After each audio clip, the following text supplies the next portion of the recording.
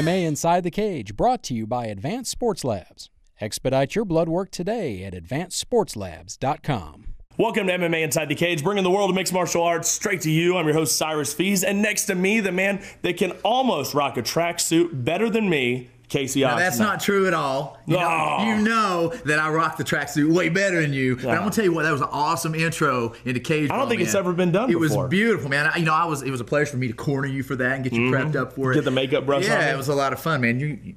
An ode to the Beastie Boys. You think so? Yeah. It was good. This week, we're going to check out the great interviews that Casey got in Fairfax for UFC on Fuel 3. And later, we're going to see what went down in Lodz, Poland for KSW 19 with the big main event to go with it. But let's hit the news flurry hard, brother. We have a lot of stuff here, Let's hit our breaking story of the week right off the wrap. It was hard not to get excited when it was announced that Nick Diaz would compete against accomplished grappler Braulio Estima in a BJJ super fight just a few months ago when they announced that. As expected, thousands piled in to see this matchup.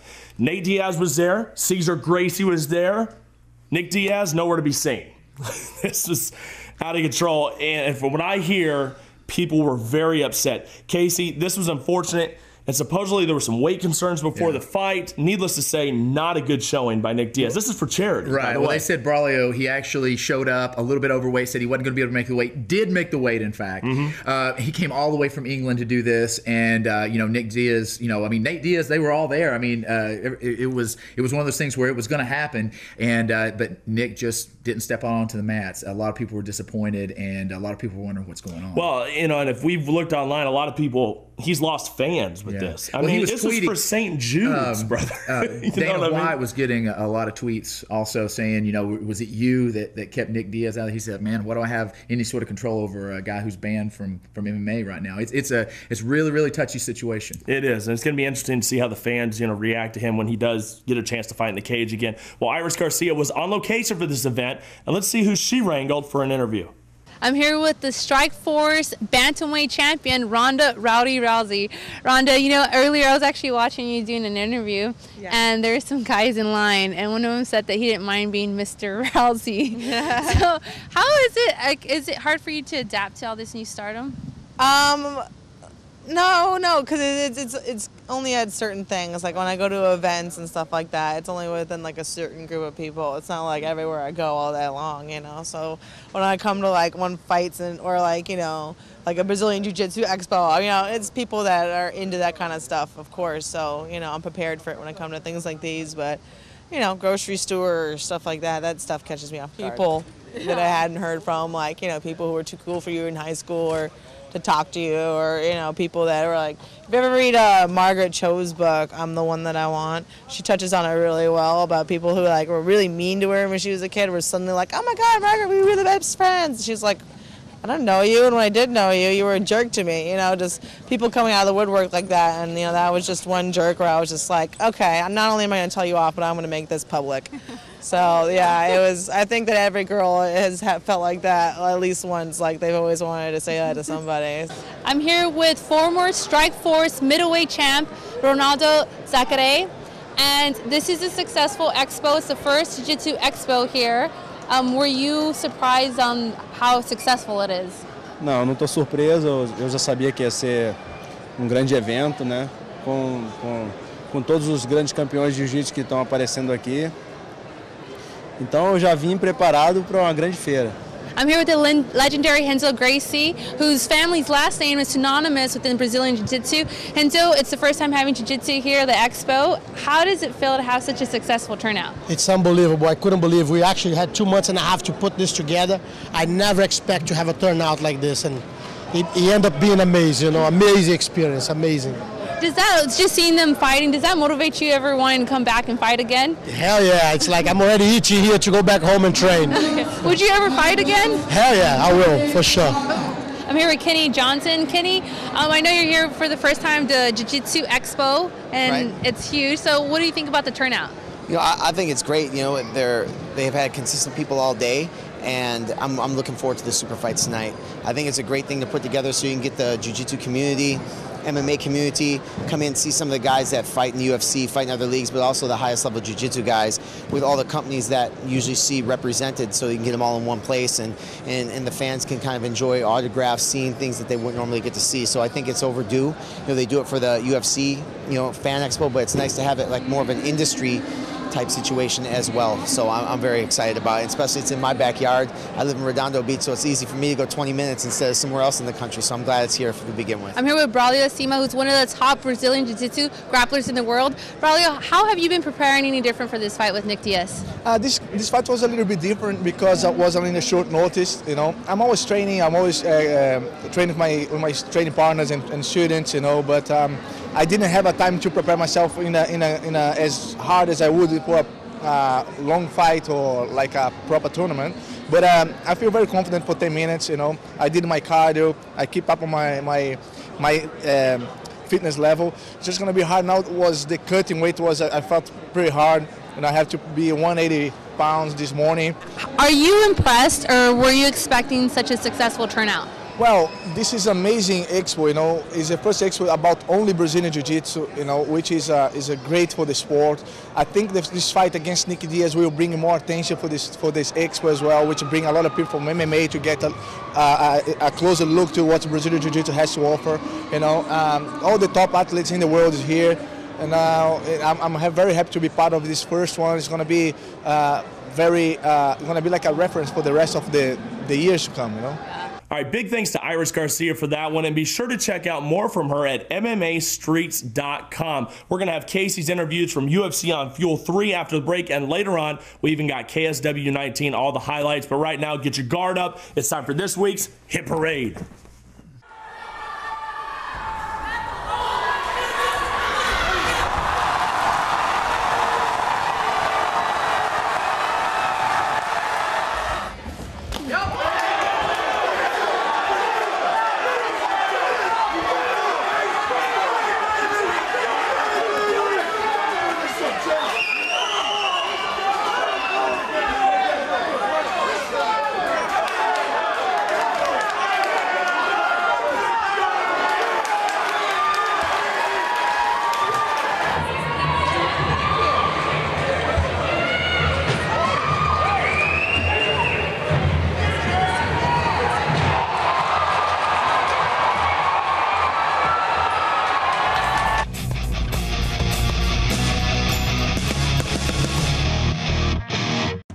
As a professional fighter, there's a lot of things that I need to be concerned about. I need to be concerned about my opponent. I need to worry about my fans. I don't want to have to be concerned about my blood work. That's why I go to Advanced Sports Labs and I get my blood work done in an affordable manner. They get it done fast.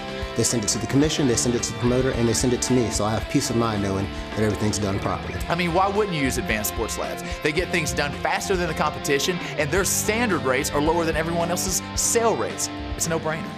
Expedite your blood work today at AdvancedSportsLabs.com.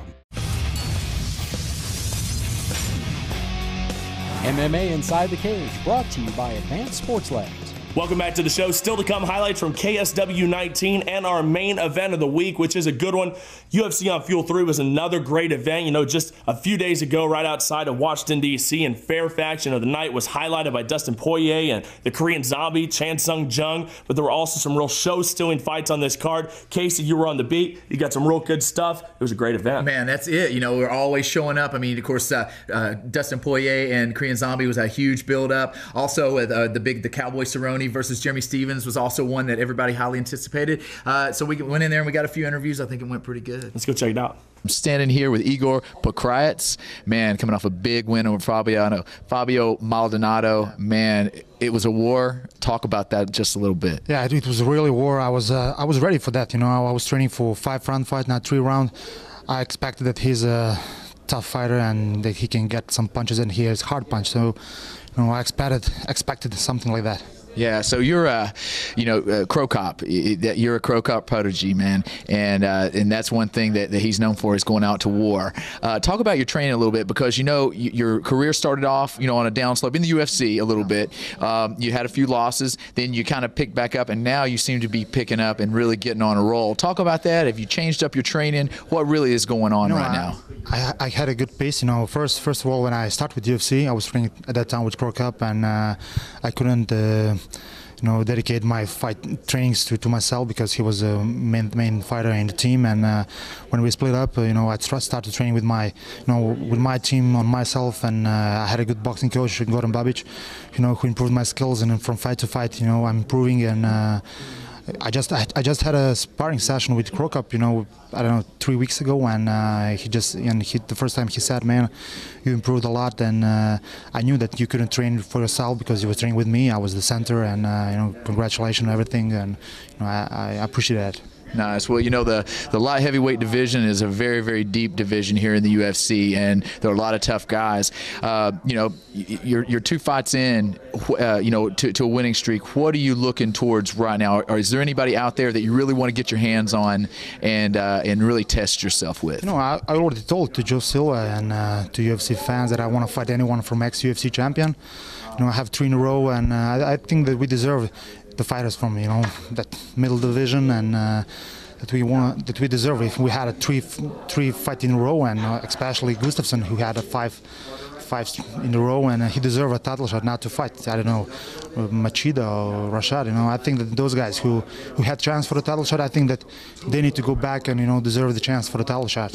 Nice. All right, Casey Oxendine right here with Tom Lawler, coming off of a big win over Jason McDonald, a big knockout. It was nasty. Talk about that a little bit.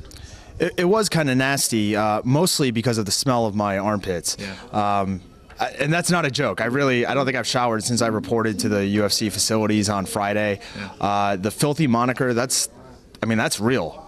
That's as real as it gets. I haven't brushed my teeth in about 3 weeks. I haven't showered since I got here. I've been walking. I went to a few local horse stalls here in Virginia and just stomped around, got my feet a little bit dirty, and I've been living the filthy life all week. Does that play into the strategy, or is that just personal preference? Part of it's personal preference. When I'm back home, my girlfriend makes me shower. It's kind of like she Me too. She basically hoses me down. It's not really a shower, but a lot of it is not an intimidation factor, but basically if I don't care how I look, and I'm just willing to go out there and get the job done, it kind of sets me in the right mind. Cody McKenzie, man, I got to tell you, I saw Marcus Levasseur take out Brian Garrity in Minnesota last year, less than a minute. I was worried about you. I was worried for you, and he was throwing you around a little bit, but all of a sudden the McKenzie team came on. What's up with that? I don't know. I'm just out there fighting. I never plan on hitting that move. It just kind of comes. I know I have a good guillotine. I've been hitting it for a long time in practice or whatever, but I know I have a good guillotine, but overall I just go out there to fight. Truthfully, I like to keep it up standing. I like to kickbox, but a lot of people think I'm an all-ground guy, but really I'm just trying to get these guys off me.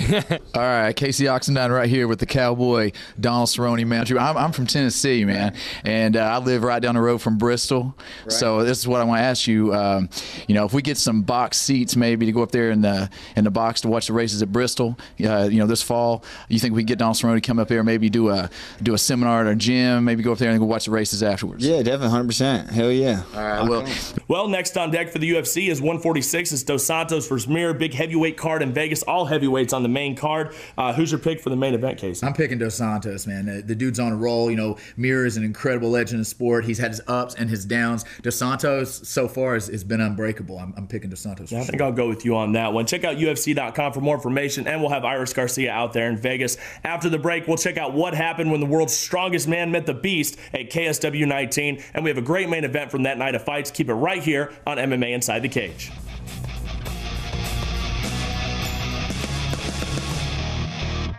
Advanced Sports Labs is always a great experience. You go in, you get your blood drawn, they take care of all the paperwork for you, they send your results to the commission and to the promoter, so I can just focus on being a professional fighter and getting on the fight.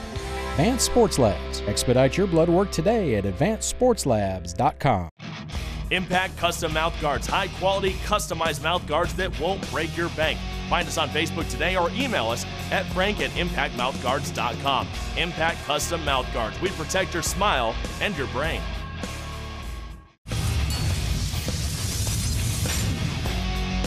MMA Inside the Cage, brought to you by Advanced Sports Labs. Welcome back. Third round action right here on MMA Inside the Cage. Cyrus Fees alongside Casey Oxendine. KSW 19 went down last week in Lodz, Poland. Main evented by Mariusz Pudzianowski and Bob Sapp. The main event was a short one as Sapp once again goes down in unimpressive fashion.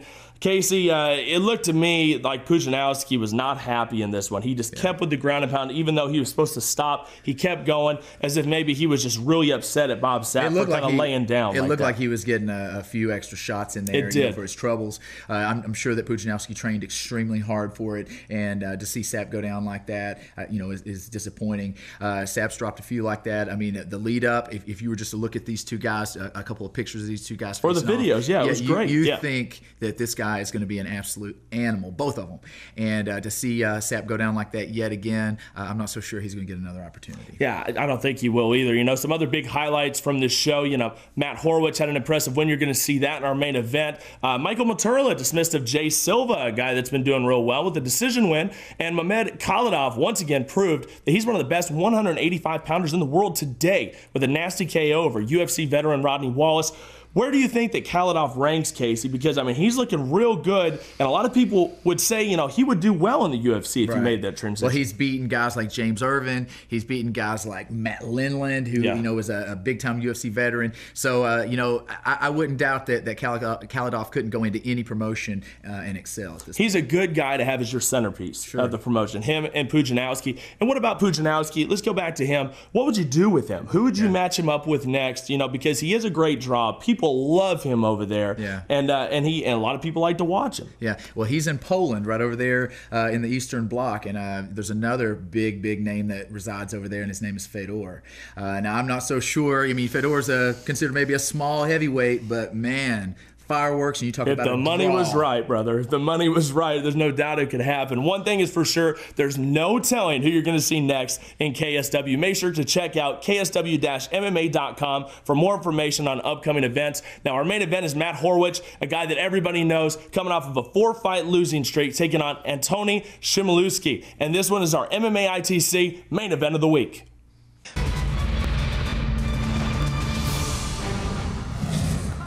Horwicza, zaczynamy!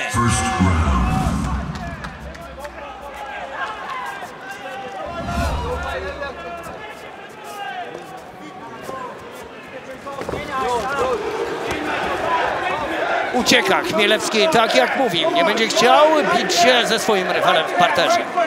O, zdecydowanie Matt Horwich będzie chciał szybko przenieść tę walkę do parteru. Już w starciu na KSW 17 pokazał walce z Baderą. Nie tylko czekać na ciosy Amerykanina, jeszcze raz obalenie. I znów Chmielewski na górze. Dobry gameplan Anka Chmielewskiego na ten pojedynek, kiedy tylko Horwich przeszkadzać, dlatego że jego celem jest również to, aby ta walka została przeniesiona do stójki. Ostatnie 10 sekund tej pierwszej rundy dla Polaka. Bez wątpienia. Mały błąd i Horwich by był za plecami, a nie zwykł marnować takiej sytuacji. Znowu presja ze strony Matta Horwicha. Ale dobre zejście w wykonaniu Chmielewskiego. Było to również zejście z ciosem. Jednak ten lewy prosty Horwicha doszedł w tej chwili do głowy Polaka. Ciągle atak, ciągle presja, ale znów Horwich ląduje na plecach. A można powiedzieć, że książkowo Chmielewski rozwiązuje ten pojedynek z Mattem Horwichem. Można atakować ciosami, można przełożyć rękę. Chmielewski skrajnie wyczerpany. Czy dotrwa, czy wytrzyma? Poczuł krew Amerykanin, poczuł krew Matt Horwich. Wpięcie teraz i rozciągnięcie Chmielewskiego po macie. Kilka mocnych ciosów, broni się Chmielewski, a próbuje Horwich zakończyć tę walkę przez Grand Pan za plecami rywala. Idzie po uduszenie? Nie! Chce karać Chmielewskiego pięściami. To nie będzie chyba przerwania tej walki na sekundę przed jej zakończeniem, ale bez wątpienia ta runda należała do Matta Horwicha i naszym zdaniem wycofać. Ale tych ciosów jest coraz więcej. Jeden za drugim z konsekwencją wpadają. Absolutnie nie broni się już Antoni Chmielewski w tym pojedynku i sędzia Bagiński ma pełne prawo przerwać ten pojedynek. To jest egzekucja. Koniec. W połowie dogrywki Matt Horwich wygrywa z Antonim Chmielewskim. Wygrywa całkowicie zasłużenie. Ladies and gentlemen, winner by referee stoppage, Matt Horwich! You're crazy breeze.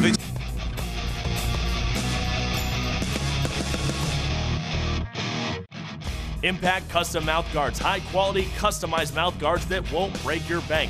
Find us on Facebook today or email us at frank@impactmouthguards.com. Impact Custom Mouth Guards. We protect your smile and your brain.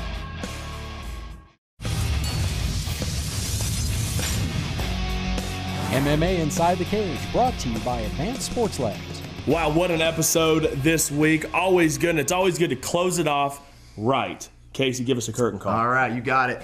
You know, the world of MMA is changing every day in so many ways. Not only are these athletes improving their skill inside the cage, but they are also learning to use their personality to take their fan appeal to a new level. It seems that the talk that has been previously reserved for pro wrestling has invaded MMA in a big way. Starting several years back with Brock Lesnar's iconic rant to the fans of a fallen Frank Mir, we have since been treated to the antics of Chael Sonnen, Ronda Rousey, and most recently, Alan Belcher.